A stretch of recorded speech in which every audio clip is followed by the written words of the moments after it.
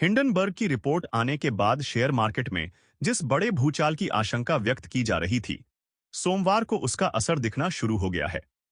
Share बाजार खुलने के पूर्व की गई प्री बिडिंग में भी इसके आसार दिख रहे थे, लेकिन बाजार खुलने के साथ ही इसका असली असर दिखना शुरू हो गया।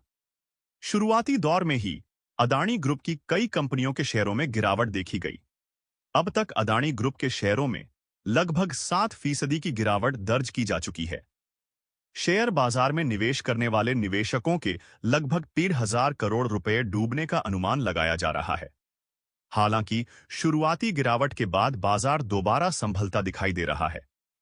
बाजार विशेषज्ञों का मानना है कि निवेशकों को घबराना नहीं चाहिए और हिंडनबर्ग का असर स्थायी नहीं होगा। शेयर बाजार में यह गिरावट सेबी के स्पष्टीकरण के बाद भी देखा जा रहा है। संभवतः संस्था को भी अनुमान था कि हिंडनबर्ग की रिपोर्ट का बाजार पर नकारात्मक असर दिख सकता है। सेबी ने निवेशकों से संभलकर निवेश पर विचार करने का भी अनुरोध किया था। लेकिन इसके बाद भी हिंडनबर्ग रिपोर्ट ने अपना असर दिखाना शुरू कर दिया है। यह कहां तक जाकर संभलेगा, यह आने वाले समय में ही स्पष्ट हो पाएगा। पिछली बार हिंडनबर्ग रिपोर्ट के कारण अदानी समूह को भारी नुकसान हुआ था। हालांकि इस बार नुकसान का वेग उतना तेज नहीं दिखाई दे रहा है। शुभम पाहूजा ने कहा कि हिंडनबर्ग एक शॉर्ट सेलिंग फर्म है। इसका काम इसी तरह की रिसर्च कर पैसा कमाना है। पिछली बार ही जिस तरह इसकी रिपोर्ट में छेद दिखाई पड़े थे, उसी के बाद से हिंडनबर्ग की रिपोर्ट लेकर सवाल खड़े होने लगे थे। उनका कहना है कि निवेशकों को बाजार में भारी बिकवाली से बचने की कोशिश करनी चाहिए।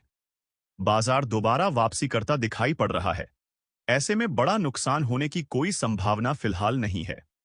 इस बार शॉर्ट सेलिंग फर्म हिंडनबर्ग ने सीधे अदानी समूह को निशाना बनाने की बजाय सेबी की चेयरपर्सन माधवीपुरी बुच को निशाना बनाया था।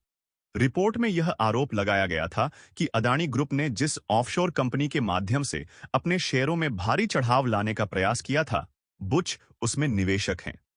बुच और उनके पति ने इन आरोपों का सिरे से खंडन किया था।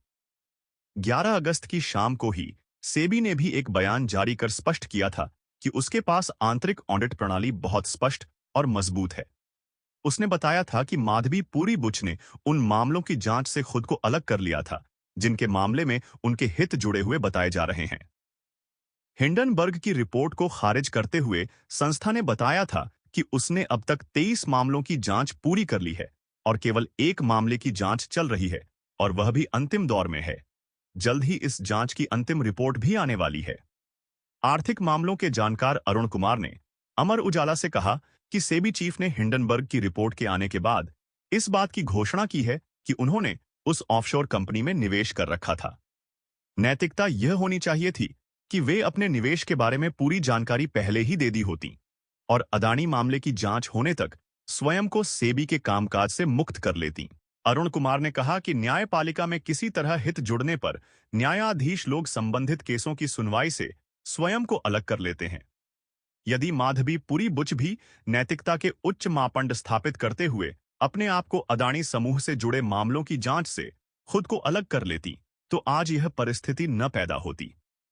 उन्होंने कहा कि अभी यह कोई नहीं कह सकता कि माधवी ने किसी तरह से कुछ गलत किया है, लेकिन बेहतर मापदंड स्थापित करते हुए यदि उन्होंने अपने इन निवेशों का पहले ही खुलासा कर दिया होता, तो आज हिंडनबर्ग की दूसरी रिपोर्ट बेमानी हो जाती।